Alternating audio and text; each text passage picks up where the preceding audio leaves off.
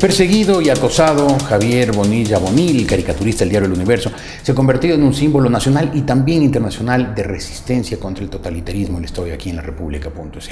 Hola Javier, buenos días. Jorge, buenas noches. Tardes. Casi buenas noches, buenas tardes. Primero que nada, Javier, ¿sientes que Rafael Correa tiene algo personal contra ti y por eso te persigue tanto? Como el bolero ese de Armando Manzanero, de algo personal, no sé. Yo creo que no conmigo, no soy psicólogo y luego me van a sancionar por emitir diagnósticos que no me corresponden, pero uno sí puede ver a una persona y tener un juicio. Y se nota que él, igual que muchos otros funcionarios políticos que deberían tener una posición más impersonal, se toman las cosas de manera muy personal. En este caso, cuando un caricaturista, un ciudadano hace una crítica, simplemente es un ciudadano. No es ni un amigo, ni está hablando de su condición personal, pero parecería que entre ceja y ceja hay una revancha que cobrar, digo yo, no sé. ¿Y por qué? Ahí sí, Jorge, no te podría decir, ¿no? Pero te has burlado mucho de Correa y de su revolución ciudadana. No, además que yo sí hago una diferenciación, las palabras son muy decidoras. Yo nunca uso la palabra burla, porque creo que es un estilo que no lo uso. Más bien yo pienso que mi estilo es más basado en la ironía, en la presentación de contrastes. ¿Has ironizado mucho sobre Correa y su revolución ciudadana? ¿Te has ensayado con él? No. O sea, es que el humor, Jorge, tú sabes, más bien es una manera de catalizar, ¿no?, ese descontento que puede tener uno con cualquier tema. Y yo en estos 30 años prácticamente lo que he hecho es dibujar temas de la vida política de mi país con el lenguaje del humor, de la ironía, que es una manera de ver, de señalar incongruencias, injusticias, y con diferentes matices que te puede dar el humor o el humorismo, digamos, ¿no?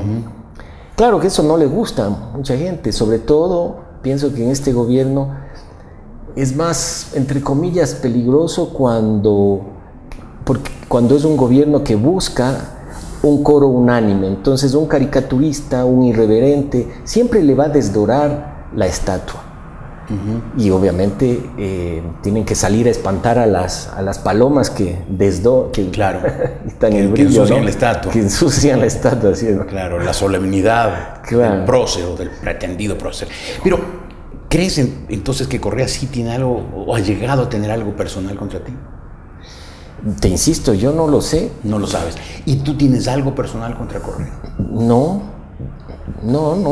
De hecho, te repito, el humor me permite viajar ligero. De lo contrario, sería alguien amargado. Claro. Me tomaría en serio yo mismo, mi ego, mi vanidad. A mí nadie me puede hacer esto y saldría furioso, ¿no?, a insultar o de una manera dramática. Y yo no soy eso. Claro. Yo prefiero pasearme ligero por la vida, porque al final vamos a terminar en polvo, ¿no? Y en estos 30 años de tu trabajo como caricaturista, ¿has tenido algo contra alguien políticamente? Porque, por ejemplo, de Lucio Gutiérrez, a Lucio Gutiérrez le hacías mucho escarnio, si se quiere, no voy a usar la palabra burla, le dibujabas con la nariz larga, a otros líderes políticos, prácticamente a todos. ¿Contra alguno tuviste algo personal que trascienda lo profesional? Máximo algo personal tengo con mi mujer, pero de ahí con nadie más. Y ella contigo, supongo. Y ella conmigo, y es muy bonito, pero más allá de eso con nadie. Porque la caricatura, incluso ahora que tú dices esto del ejemplo de la nariz de Lucio Gutiérrez, que yo llegué a dibujarle con una nariz muy larga, y en alguna ocasión el espacio dividido en 5 viñetas, cada viñeta tenía un pedazo de nariz, ¿no?, y hablaba lo suyo. Pero no es el defecto físico, sino es el símbolo. Más que el parecido físico, es importante el parecido moral. Claro, no le estabas diciendo nariz larga, le estabas diciendo Pinocho. Sería intrascendente, exactamente, ¿no? Ahí la nariz, símbolo de mentiroso, ¿no es cierto?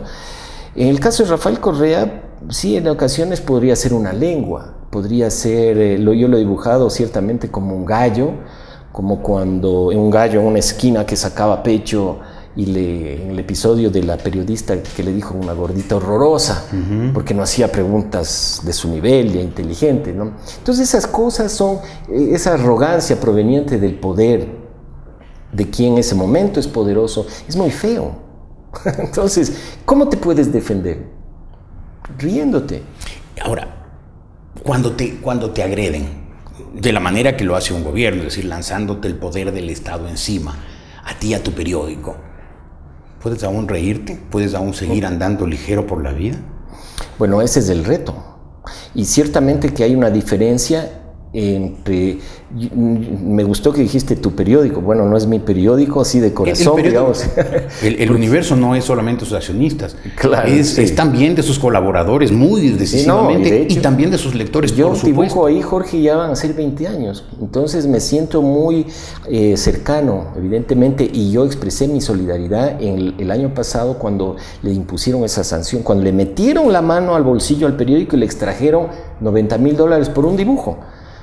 ¡Qué barbaridad! Una barbaridad. Entonces, efectivamente, una es la posición del editorialista, el comentarista, el periodista, y otra la del dueño. Y es hacia allá donde pretenden golpear. Le están pateando continuamente las canillas a los dueños para que se agachen, para que se arrodillen, golpeándolos en el bolsillo, ¿no? Uno es apenas un pretexto. O sea, está diciéndome que Correa quiere ver arrodillado al Universo. Bueno, indudable.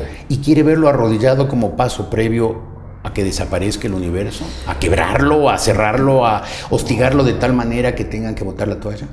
Bueno, uno puede especular, ciertamente, Jorge, ¿no? Y probablemente, no sé si la ley prohíbe las especulaciones, la ley de comunicación. La aplicarán como les dé la gana, en todo Claro, caso. así es. Pero indudablemente todo apunta hacia eso. Ese acoso mediático es un continuo golpe tras golpe para llevarle al rincón, dejarle indefenso. Y alguien hacía una símil muy interesante que decía, si es que el periodismo es el perro guardián de la democracia, ¿no? Lo que ahora hacen no es matar al perro. Aquí, al menos en Ecuador, lo que hacen es quitarle los dientes, arrancarle los dientes, para que no pueda morder. Volverle un animalito bobalicón e indefenso. Claro, un poco esa es la idea. Entonces uno es el vehículo, el pretexto. ¿Y sientes que la prensa ecuatoriana ya se está convirtiendo en eso, en algo inofensivo porque la autocensura, el miedo, la persecución, el acoso les ha maniatado?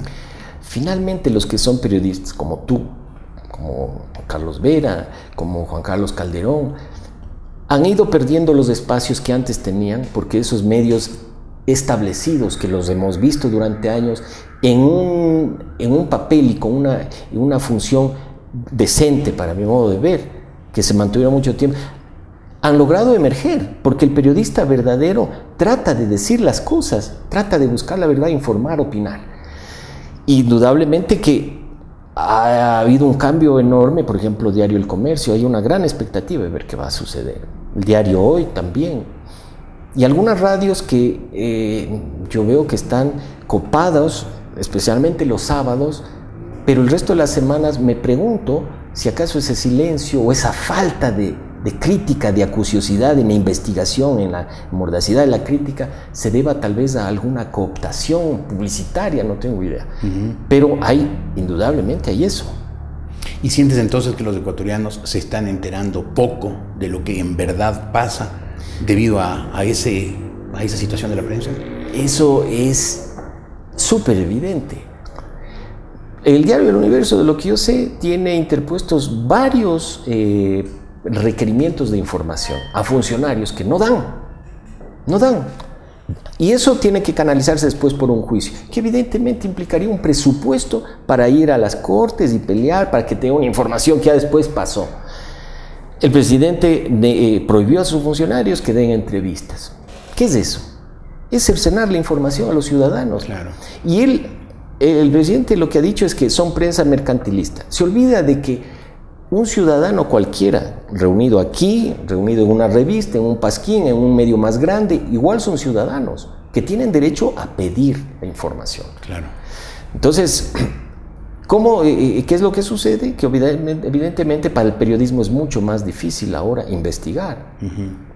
Tú alguna vez dijiste que cuando se volvió ya muy dirigida hacia ti esta persecución, dijiste lo que quieres es que te dejen vivir tranquilo, hacer tu trabajo como lo has hecho 30 años y decir lo que debas decir para que te lean quienes quieran leerte y comprar ese periódico. ¿No estás viviendo tranquilo? Claro que no es agradable, Jorge, tener que destinar un tiempo a responder a acusaciones o denuncias absolutamente tiradas de los pelos, como es la que yo tengo que responder el día 9 de febrero.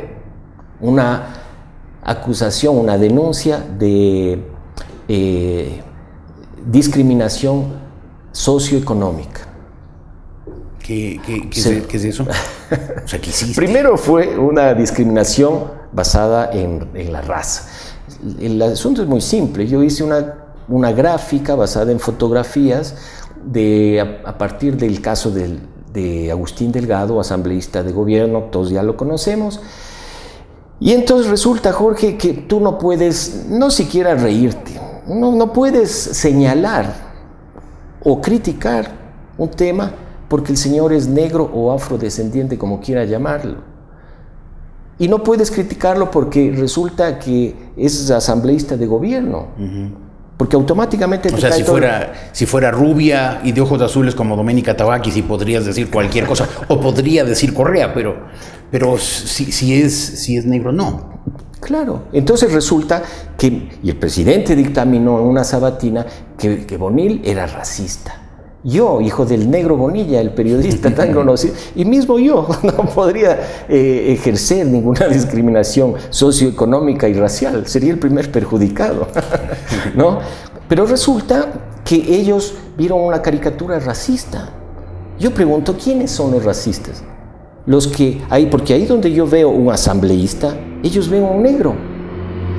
Yo estoy criticando a un asambleísta. A un asambleísta que parece que dio un discurso bastante... O sea, que casi no podía hablar, esa era la historia, ¿verdad? Claro, y el problema es que si tú eres asambleísta, bueno, yo me pregunto cómo el señor Delgado va a leer y los proyectos de ley que va a aprobar en asamblea y que va a regir mi vida, tu vida y la de todos. A mí me preocupa. Claro. Entonces yo puedo criticar, es mi derecho. Y como criticó mucha gente en las redes, se rieron otros, yo también, ¿no? Claro. Ese derecho está siendo conculcado. Entonces tú no estás viviendo tranquilo, no estás en paz. Es una lucha permanente. Siempre aparece una preocupación. En este caso yo tenía una vida felizmente feliz. Pero, como te digo, no solo en mi caso, creo que al resto de periodistas también les sucede eso.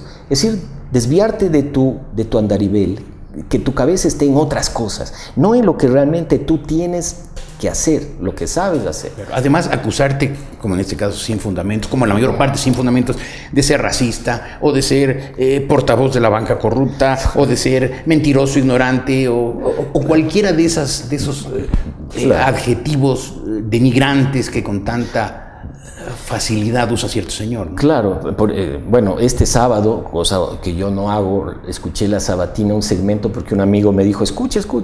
Entonces, me reí realmente, Jorge, pese a toda la amargura, porque luego de hablar nuevamente sobre mi caso diciendo que era racista, que la caricatura era racista, inmediatamente se refirió al tema del edificio de la CONAI. ¿Y qué dijo Correa? ¿Sabes qué dijo? No. Una contradicción con él mismo. Dije, yo no voy a caer en ese tipo de racismo. Yo a estos señores, que porque son indios, que no sé qué, yo los voy a tratar como a cualquier ciudadano, con la ley. Pero si hace un momento me estaba diciendo que yo no puedo hacer eso, yo no puedo hablar del Team Delgado porque es negro.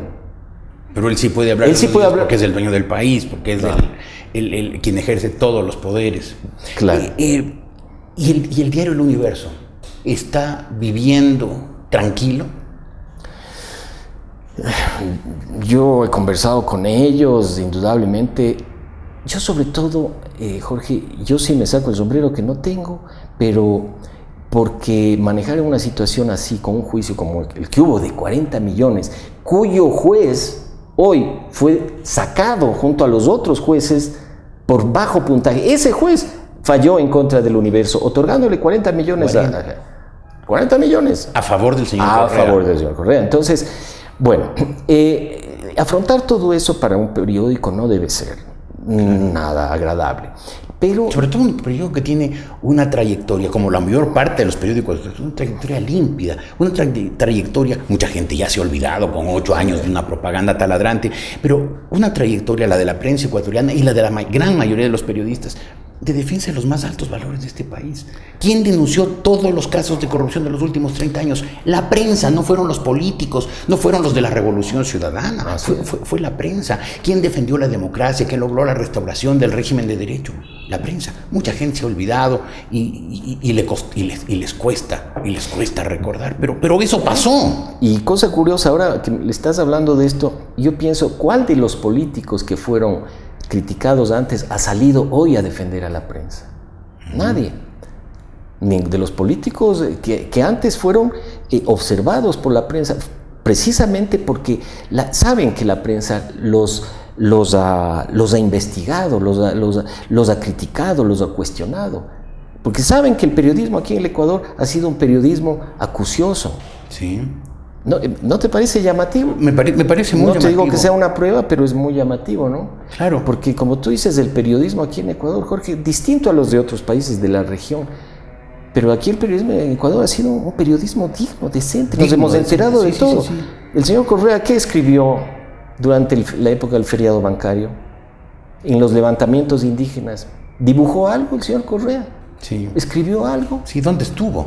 ¿Dónde estuvo? ¿Qué dijo? ¿Qué hizo? Y el señor Correa es el mismo que no dijo nada ahí, es el que hoy tacha a la prensa acusándola de muchos silencios. Ahora, tú dices, esos políticos, y eso es llamativo, que fueron denunciados, criticados, investigados por la prensa, obviamente no han salido a defenderla, porque obviamente también se han sentido cuestionados por su trabajo.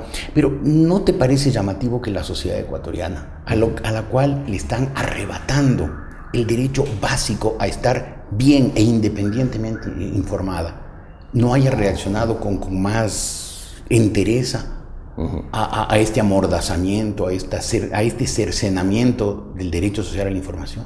Más que nada a mí me duele, y me apena, porque obviamente demuestra que tenemos un país que no solo pasa aquí, ¿no? Pasa también en muchas partes la comodidad, y protestan por Twitter, por Facebook, y eso puede ser alentador, es decir, hay una conciencia adormecida. ¿Qué debería pasar? ¿Cómo contrarrestar esto? Es una tarea de los políticos, indudablemente, ¿no? De la conciencia ciudadana también, es cierto. En los plantones que hubo alguna vez salió alguna gente, pero al mismo tiempo, Jorge, yo creo que hay algunos signos. Antes era impensable que un grupo de mujeres llegara a la Plaza de la Independencia a protestar, como pasó hace 2 meses, por el tema de los nombramientos en el Consejo Electoral. Que un grupo de ciudadanos hasta ahora mantenga en pie de lucha por el tema de las utilidades. Es decir, yo veo que hay más manifestación, la gente, también hay grupos, focos que sí protestan. O sea, sientes que se está empezando a perder el miedo. Es como la fiesta. Las fiestas llega un rato que, ¿no?, empieza a bajar de intensidad, empiezan a ver los desórdenes que ha habido, la gente empieza a decepcionarse también del relajo o de lo que pasó en ese farrón. O sea, tú sientes que la fiesta de la Revolución Ciudadana, del precio del petróleo a $100, se está empezando a acabar. Sí, indudablemente. ¿Esperas que se acabe la Revolución Ciudadana? Yo espero, si es que uno entiende por Revolución Ciudadana, que además yo me resisto a considerar eso como una revolución. Y sobre todo ciudadana, de ciudadana no tienen nada. Exactamente. En este país quieren convertirnos a los ciudadanos en súbditos y en gran medida, o en muchos casos lo han logrado. Claro, alguien puede decir, oye, yo me llamo Joaquín y tú tienes que llamarme Joaquín, ¿no? Está bien, pero si me dices que me tienes que llamar doctor Joaquín, pero no eres doctor, me resisto a llamarte doctor. Yo no puedo decir este gobierno de la Revolución Ciudadana, tengo que decir el gobierno de Rafael Correa, claro, o del correísmo, porque aquí no hay ninguna revolución, mucho menos ciudadana. ¿Sientes que el correísmo entró ya en su declive? Es muy difícil ver porque está basado, creo yo, mucho también una fuerza de... Correa es alguien que cuando siente un arrinconamiento reacciona con más dureza, con más intransigencia. El 23DF, por ejemplo, que aparentemente le planteaba, y por boca propia él dijo que habían sido muy sectarios. ¿Cómo reaccionó? ¿Qué ha pasado luego? Más sectarismo. Es el tigre herido. Entonces se me hace un poco difícil y es muy fácil sumar 2 más 2 igual 5, porque el precio del petróleo baja, por lo tanto, no. Pero puede haber un préstamo, no sabemos si en estos 2 años termina un mandato con una economía más o menos estable y terminar su mandato. La Guga Ayala dijo que en la época de campaña dijo que iba a ganar un hombre joven con 3 hijos, de ojos claros, y que iba a gobernar hasta el 2000, que iba a gobernar 10 años. No sé. Claro. Ahora, no le llamemos Revolución Ciudadana porque ese nombre te parece inapropiado. Claro, entonces yo lo que quiero que acabe, como tú decías. ¿Quieres que se acabe el correísmo? Yo quiero, sí, por supuesto, porque ha sido, sí, eso ha representado muchos atropellos, muchos abusos. Tú supongo que nunca habías visto... Y no visto lo digo por mí.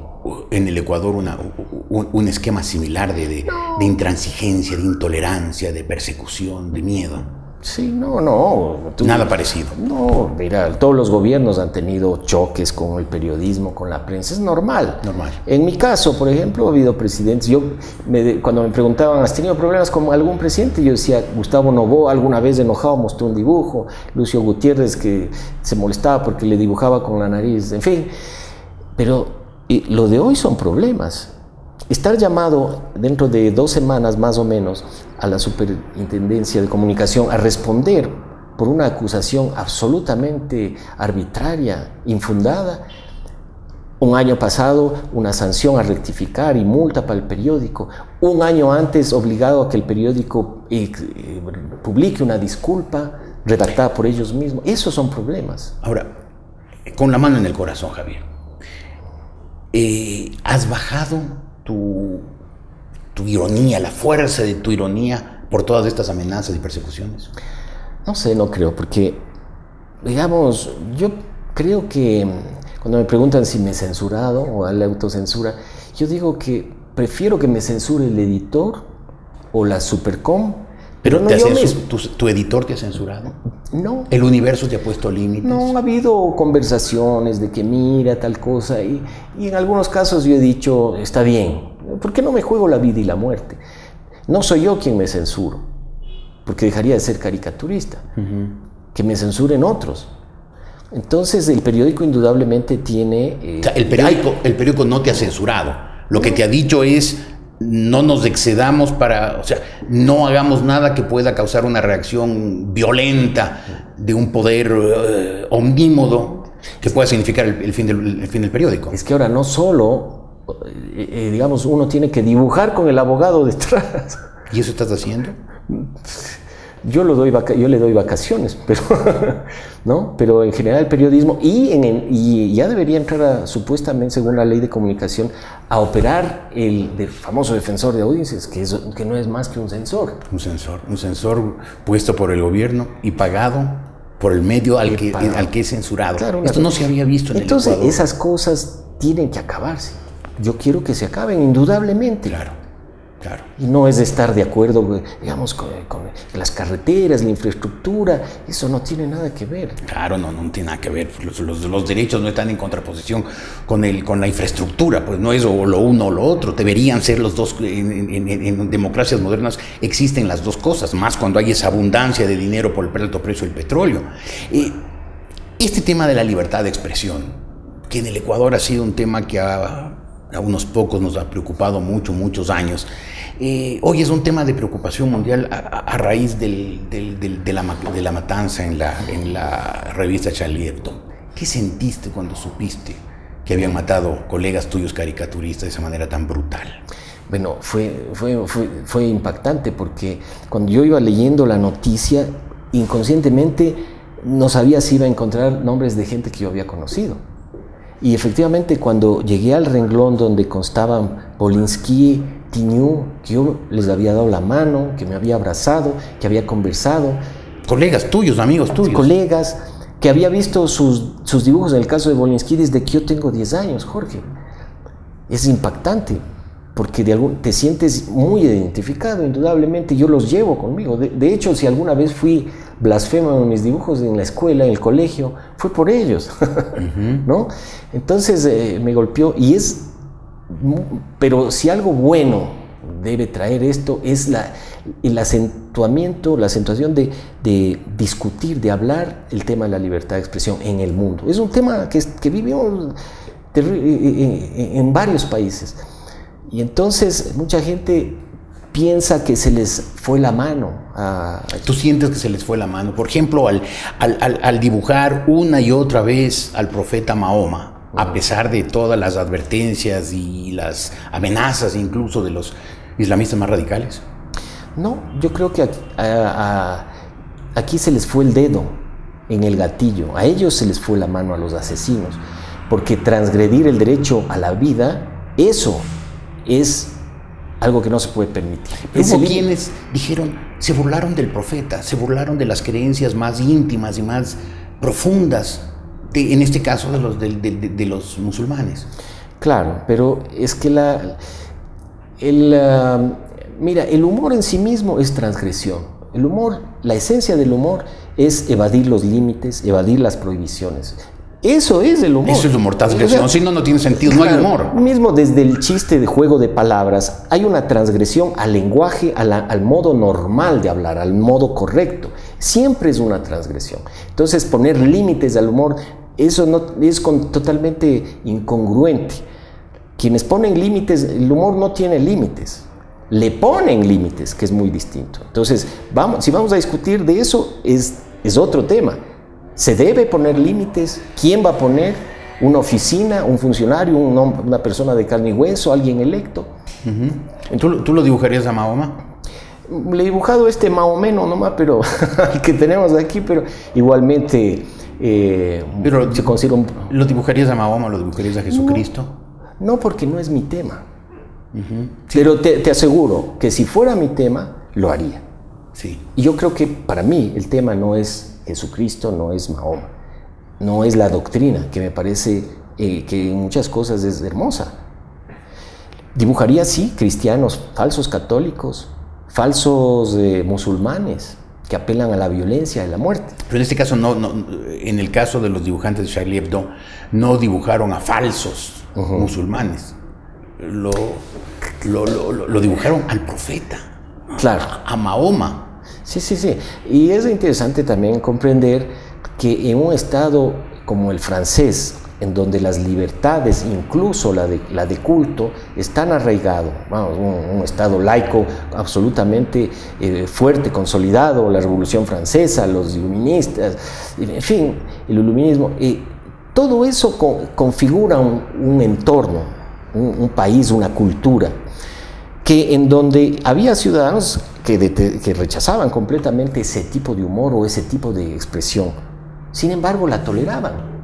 ¿Cómo la toleraban? No comprando, no viendo, hablando mal de Charlie Hebdo. Que es la forma de rechazar el periodismo que no te gusta, con el que no estás de acuerdo. Exacto. Entonces, el derecho a la blasfemia, el derecho de los ateos a burlarse de aquel que cree en un Dios, es, en principio, en ese entorno, absolutamente legítimo también. Es muy sensible, es impertinente si quieres. Claro que sí. Pero, en últimas, filosóficamente, ahí lo crucial es el derecho humano a expresar libremente lo que tú creas, o burlarte incluso de quien tú creas. Repito, puede ser lo más inoportuno, lo más políticamente incorrecto, pero es un derecho humano que es importante defenderlo. ¿Y sabes por qué? Porque después empiezan, como decía el mismo editor, hoy nos prohíben dibujar a Mahoma, mañana a musulmanes, pasado mañana no vamos a poder dibujar seres humanos. Y alguien va a decir, no hay cómo reírse del presidente, no hay cómo reír. Claro. Es más bien, en lugar de expandir nuestros pies bajo las sábanas, nos obligan a que vayamos restringiéndonos. Entonces yo creo que el desafío es más bien estirar cada vez más los pies. Entonces, cuando te enteraste de esta matanza en Charlie Hebdo, sentiste no solamente que se había cometido un acto brutal de intolerancia, sino que te habían matado colegas, amigos, gente con la cual te sientes identificado y con quienes habías tenido algún tipo de correspondencia, de relación. Claro, emocionalmente te confieso, Jorge, que cuando conversaba con mi mujer realmente se me fueron las lágrimas. No por el que hayamos sido hermanos, amigos, pero realmente me afectó, me indignó, Claro. Y decía el editor, o sea, una caricatura no ha matado a nadie, Jorge. Claro. Uno escoge esto incluso por más ofensivo que sea. Ahora, lo que pasa que la gente más violenta, y no hablo solamente de los terroristas musulmanes sunitas vinculados al Estado Islámico o Al Qaeda, no. Hablo en general de quienes ejercen poder y son intolerantes. Se lanzan siempre contra la prensa, porque lo que tiene es eso, lápices, plumas, no tiene otras armas, entonces es muy fácil porque es un enemigo. Entonces los cobardes se lanzan contra la prensa, porque la prensa está indefensa. Claro, sí, y curiosamente bajo el pretexto de que son un poder incontrolable o incontrolado. Y Jorge, en realidad, yo no compro determinados medios.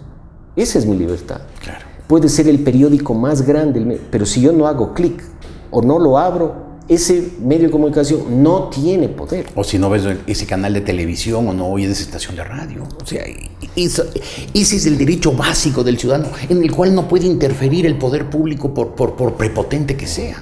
Claro, entonces esa es una trampa conceptual, ¿no? Ahora, ¿sientes que este fue un primer aviso del islamismo radical contra el periodismo y contra el humor, y que seguirá habiendo ataques y asesinatos de caricaturistas y de periodistas? Esta es ya sería la tercera vez, al menos en el caso de caricaturas que sufren ataques provenientes de estos terroristas, de estos... ¿Te refieres al periódico danés? Sí, el periódico danés, Charlie Hebdo del 2006, ahora el asesinato. ¿Qué nos puede anunciar que es el fin? Yo creo que nada nos avisa de que está por acabarse. Es lo mismo que aquí en Ecuador. Nada nos hace pensar en que esta guerra contra los periodistas, contra los ciudadanos de última, va a terminar. No hay ni un signo. Claro. A propósito de eso, ya que mencionaste el Ecuador, en el tema de Charlie Hebdo, mucha gente se rió a mandíbula batiente cuando supo que el funcionario Alvarado había dicho: yo también... Je suis Charlie.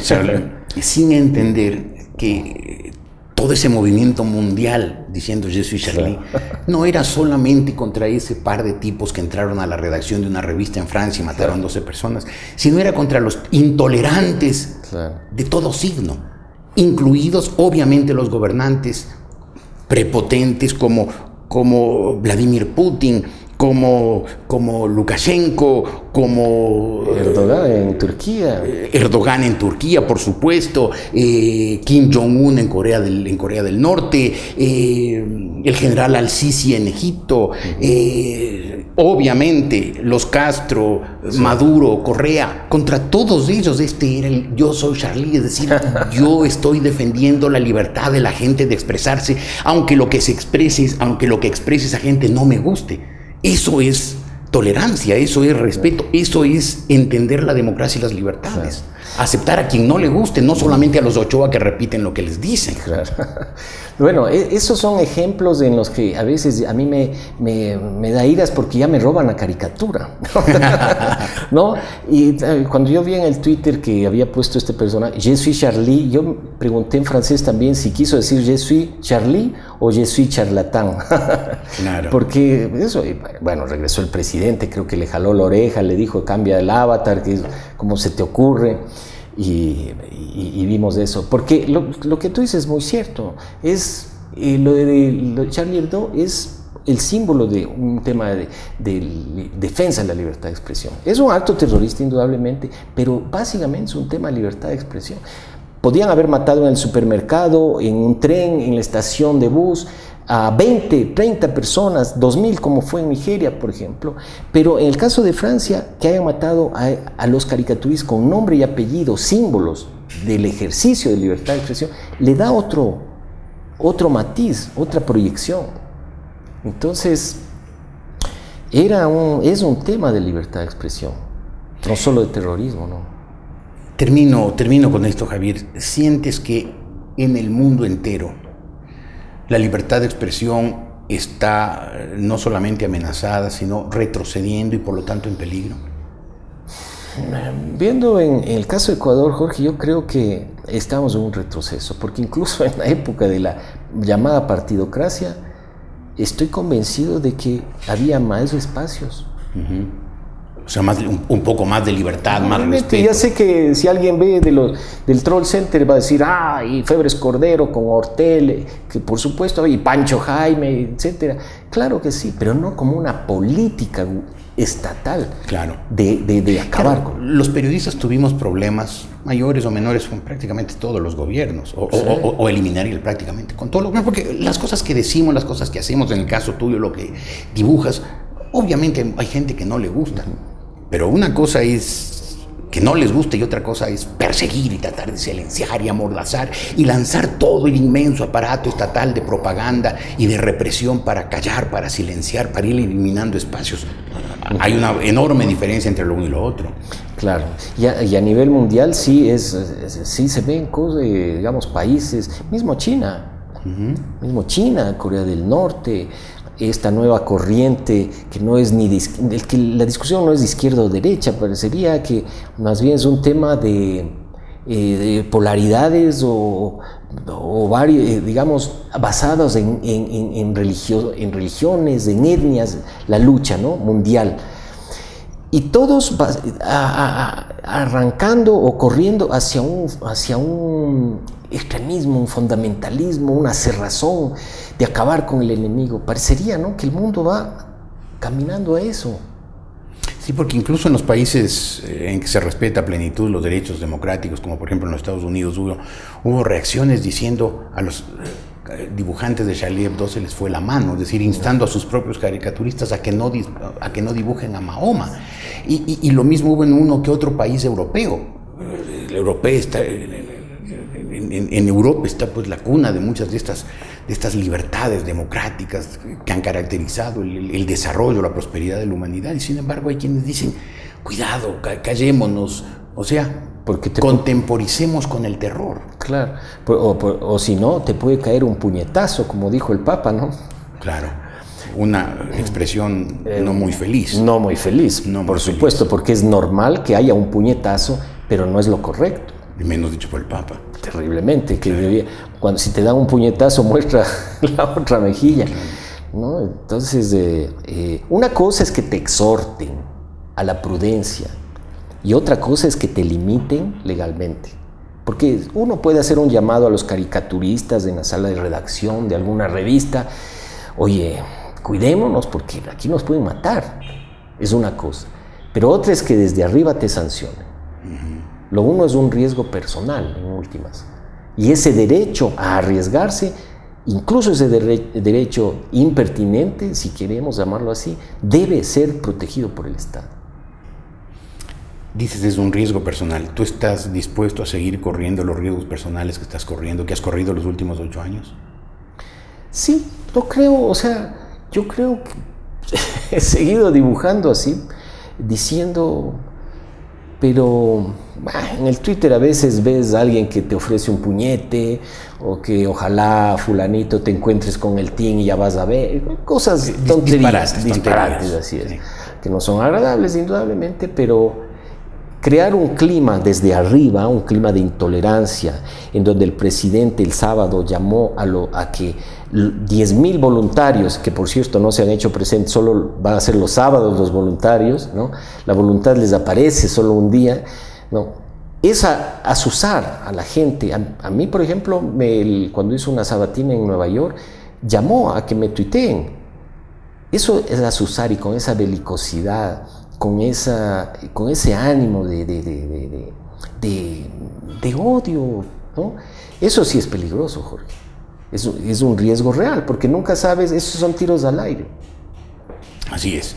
Pero estás dispuesto entonces a seguir. Claro, si ya estoy, si ya estoy casado 10 años, ya demuestro que soy un valiente. Muy bien, Javier. Algún día esto terminará. Despertaremos de esta pesadilla y a ti, Javier Bonilla Bonil, te será reconocido, el país te reconocerá el valor, la entereza que tuviste para resistir en estos años de intolerancia y de prepotencia. Yo te anticipo eso, te expreso mi admiración hacia ti. Gracias, y te digo que algún día mi admiración no será solamente mía y de unas pocas personas como yo, será del país entero que dirá, fuiste valiente y resististe cuando todo estaba dado para que te entregues, para que claudiques y te sumes a esta cosa arrasadora de la revolución ciudadana y disfrutes como disfrutan unos cuantos mediocres. Pero de mi parte, Jorge, yo te expreso exactamente lo mismo. Mi admiración y me saco el sombrero que no traje hoy, porque tú has sido muy valiente y has resistido realmente un ataque muy, muy injusto. Tú sabes que no buscamos eso. Lo hemos cumplido. Buscamos eso, lo importante, como tú dices, periodistas. Sí, lo importante es, como tú dices, que resistamos y nos mantengamos en eso. Tenemos que seguir resistiendo. El país entero tiene que resistir. Y esto terminará. Alguna vez los derechos civiles, las libertades democráticas volverán a regir a plenitud. Y quienes las atropellan serán sancionados por la historia. Y quienes resistan serán reconocidos por el país. Como sin duda lo será Javier Bonilla, quien estuvo hoy aquí en la República.es.